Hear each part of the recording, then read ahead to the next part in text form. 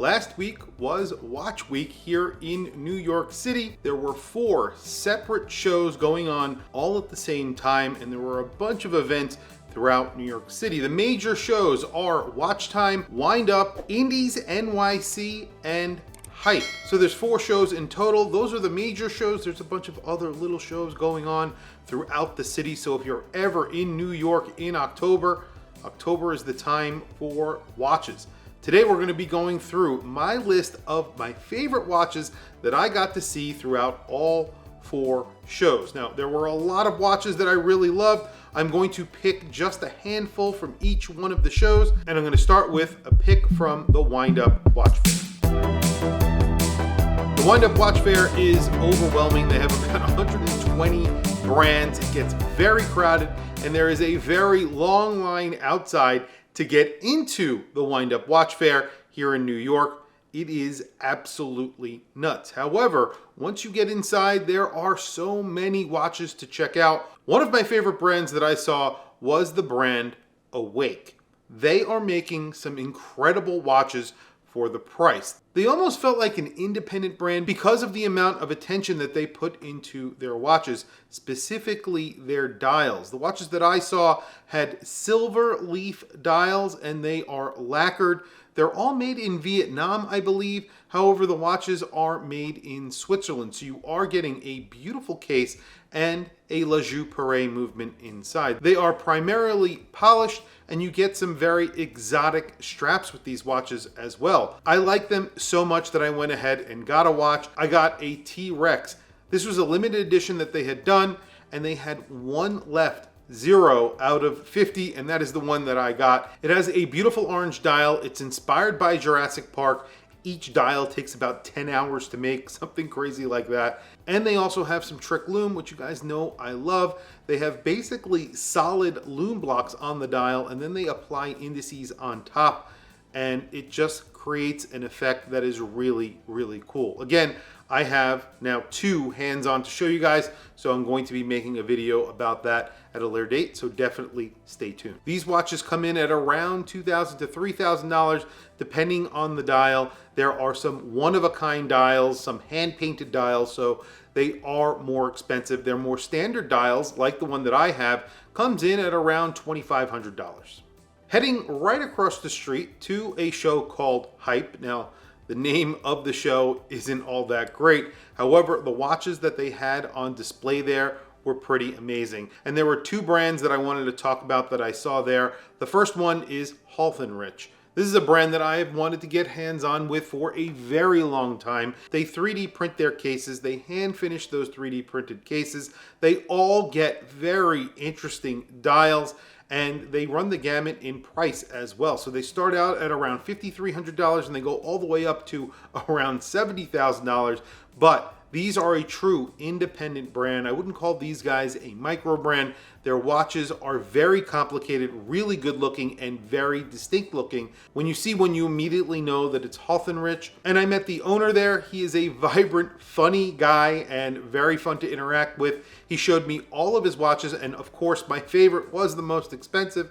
This is a watch with a polarized dial. So basically like your sunglasses. So when you flash a light on it, it turns black. But the movement here is extremely bespoke, almost like a sculpture. The parts to the movement are hand finished and handmade. They are 3D in nature, so the movement almost looks like a 3D movement. It's slightly domed. This is an expensive watch, but a lot of attention and a lot of time are going into watches like this, so obviously the price does reflect that. This is something completely special, something pretty creative as well, because it's an open work watch, and when you shine light on it, it turns into a black dial watch that has this beautiful black, deep black color, but is still somewhat transparent, which is very, very cool, especially considering that it's an open work watch. I love their watches. I've talked about them here on my channel before. I hope to have some of these hands-on to show you guys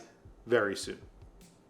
The next brand I want to talk about is another brand that I saw at Hype. Again, this was just across the street from Windup. They had about 5 or 6 brands there, and this was one of those brands, Isotope. Isotope came out with a chronograph last year that was really impressive. However, I did not get to see it hands-on. This is called the Moonshot. So this is a second version of that chronograph, and it is extremely, extremely interesting, especially in person. It's 41 millimeters. It's in grade 5 titanium with a dark DLC coating. It gets 100 meters of water resistance. So this is pretty practical as it goes for chronographs. It gets a Valjoux 753, which is a very standard movement, although this is very nicely decorated. However, that's sort of where the normal ends and the interesting begins. This gets a dial with shrouded sub-registers. So the chronographs are basically discs. There are no hands, there are discs instead of hands, and there's a little window on each one of those discs that displays the chronograph function. So you have seconds at the 9 o'clock, minutes at the 3 o'clock, and then hours at the 6 o'clock. And those are all displayed in these little windows. No other brand has really done something like this at this price point. This looks so cool and very futuristic. And at the same time, it has some 70s vibes, which they have mixed in. This gets some special lume as well. I did a quick video while I was there. The lume is insane. It has this ring of lume that goes around the dial, very bright, and it's sort of an integrated bracelet watch as well. It comes with a rubber strap. Prices on these aren't bad considering how interesting it is. It's $3,538. I think that's a pretty good price for a watch that features a 7753. It is a top grade 7753, and it has a very interesting way of displaying the chronograph. Moving over to Indies NYC. So this is a one-night show. So they only have this for one night. I hope in the future they extend this further, because some of the watches that they have on display here, you are never going to see anywhere else unless you visit the manufacturer. These are some rare independent watches. So while I was there, I saw some incredible watches, but one of the watches that I really want to bring up here, because I thought, number one, it was a really good value proposition, even though it is a very expensive watch. It's a brand called Clanic by Philip Narbel, and this is a very beautiful and very elegant dress watch. It has a dial that I would describe as a drop in water. So let's say you have a still bucket of water and you drop just one single drop in the center of that bucket, and it creates ripples that go out to the edge of the bucket. So that's what this dial sort of looks like. There are these ripples almost like in sand, and the texture on the dial is a deep frosted texture. It's absolutely beautiful, and it's all done by hand. They're also using a vintage movement inside this. It's a vintage Unitas movement that they have completely overhauled. And again, they do more frosting to the movement. It is hand finished, completely hand finished. In fact, they create their own bridges for the movement. They use a saw to actually skeletonize these bridges. So this is not done by machine. It's all done by hand. All that frosting is done by hand. All the beveling, the anglage, all of that is done by hand. So this is a very traditional way of making a watch that I would say doesn't look all that traditional. With that dial, it makes it sort of look modern. When you flip it over, you see this beautifully finished movement that is very classically finished. Very limited as well, only limited to 12 pieces. I think they're only making 2 different dial colors, so that's 24 in total. That is not a lot, and it's really not all that expensive when you consider how bespoke this watch is and how special the movement is and the dial is. This comes in at around $17,000 USD here in the United States. So beautiful watch for that price, and you really can't get something like this anywhere else at that price point. And the other watch that I saw was a ChronoFixe. Now, you guys know I love ChronoFixe. I actually have a collaboration that I did with ChronoFixe. That is my Gotham Watch Club collaboration, my club here in New York City, and really spreading throughout the country right now. So if you are interested, definitely go over to gothamwatchclub.com and join. However, I did do a collaboration with ChronoFixe on their dive watch, and that is actually still available. There's only just a handful of pieces still available. I will put a link to the website if you are interested in that watch. It only costs $380. It's 200 meters of water resistance, a really good looking, classically sized, around 37 millimeter dive watch. I absolutely love it. It's going to come on an orange strap which is of course our club colors. They came out with a new watch in collaboration with Secon. And I'm going to be doing a full video on this watch because yes, this is another watch that I walked away with and I love the inspiration behind it as well. This is celebrating the 55th anniversary of Asterix, and he is on the dial and he's listening to the side of the watch. That's because the watch itself is mimicking a vault. So that dial is in a vault style. There's a very custom crown on here. I'll throw up pictures of it and videos so you can see what I'm talking about. This is an incredible value because you are getting a lot for your money here. They put a Sellita SW200 in this watch. It comes on that amazing bracelet and costs around $720. Again, I'll be doing a full video of that watch. You can see what I'm talking about.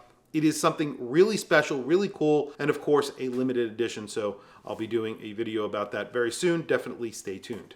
The next three watches are three watches that I saw at Watch Time. These are the more expensive watches out of this list. These are the ones that are very, very expensive. So I'm going to start out with the special projects from MB&F. I had never seen this in person, and I have to say, I was actually very impressed with it. When I originally saw it, it was a little bit of a departure from what MB&F normally do. This is a very small watch. It's much smaller in person than I anticipated. It has a little pebble case and it is completely clear. It's almost like a ring of metal with a domed sapphire crystal on the front and the back. The movement is minimal here. It's in the shape of an X and it is completely skeletonized. For those of you out there who really want an MB&F but couldn't pull off the larger watches, because a lot of their watches are larger, this is something a little bit different from them, but I was pleasantly surprised by the overall look of it, feel of it, and I really do like it. A lot of people ask me about what I watch on YouTube on a regular basis, and something that I always say is I'm very interested in space. And what was ironic is when I sat down at Urwerk, and I'm a big fan of Urwerk, I own a 103, and I took a look at their latest watch, which is a departure from all of their previous models because it has a dial. It has an hour hand and a minutes hand and a seconds hand. Very different from anything that they have created in the past. None of their watches are very traditional. This one almost appears as a traditional watch until you get really close and take a look at its functionality. So this is a very expensive watch. It's one of their special projects. So that means that this has very special functionality. It is the UR10 space meter. So that should give you a little bit of a clue at what this does. It measures time and space. So there are three different subdials on the dial. One of them measures the speed of Earth's rotation. That is at the top right of the dial. Right below that, there is the Earth's revolutions around the sun. So it actually measures that. It's one turn every 1,000 kilometers. And then the last one, the one on the right that has a little bit of color in it, that's Earth's rotation and revolution around the sun. That's one turn for every 1,000 kilometers in rotation and every 64,000 kilometers in revolution. It is pretty insane. Turn it over. There's a 24-hour dial on the back. That is Earth's rotation. And then you have a dual turbine rotor, which is mesmerizing when it moves. It's pretty crazy. This is an integrated bracelet watch. It is very expensive, but it is something completely wild. If you are a space enthusiast, this is a completely different type of space watch, and I highly recommend seeing this in person if you are interested in something absolutely bonkers, but really cool and space related. Last but not least, this is a watch that came out earlier this year. It's a watch that I have always loved. I featured this watch here on my channel a while ago in the 45 millimeter version.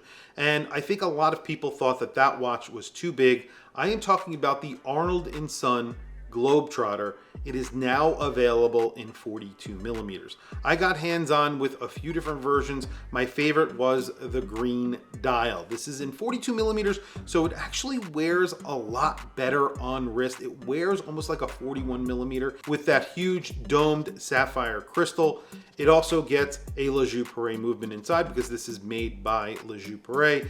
You're now getting cities on the dial because this was always a world timer without that world time function on the dial, it didn't make all that much sense, and I think a lot of people complained about it. You still have hidden hours and minutes, so there's just an arrow for the hours and an arrow on the minutes for the dial itself. It's all hidden underneath that globe. It's just a good looking watch, and now I think the proportions make a lot more sense. Those old versions, the 45mm versions, were just a little too big for most wrists. I like them, but I think this 42mm version will be a lot more crowd pleasing. In stainless steel, they're not cheap. They're around $20,000, but again, this is something very interesting, and it was one of those first watches that made a very big statement on wrist. And I really always love these watches because of that. Tell me what you think down in the comments below about my picks. Were you at any of the events this weekend here in New York? If you met me and said hello, thank you for doing that. It really means a lot to me when I meet people out in the street, when I'm talking about watches and I meet someone who's an enthusiast and they tell me that they watch my videos. It really does mean so much to me. And a lot of people came up to me this weekend, and it was just, fabulous. I really love seeing you guys out there, and thank you for doing that. It was a lot of fun. Tell me what you guys think down in the comments below about my picks, and if you were there and you saw some watches that you thought were interesting, add those picks down in the comment section below. That's really it, guys. Thank you for watching this video. Thank you for watching today. Please don't forget to like, subscribe, hit that bell icon. It's super helpful for the channel, and I very much appreciate it. That's really it, guys. Thank you for logging on. I'll catch you guys in the next video.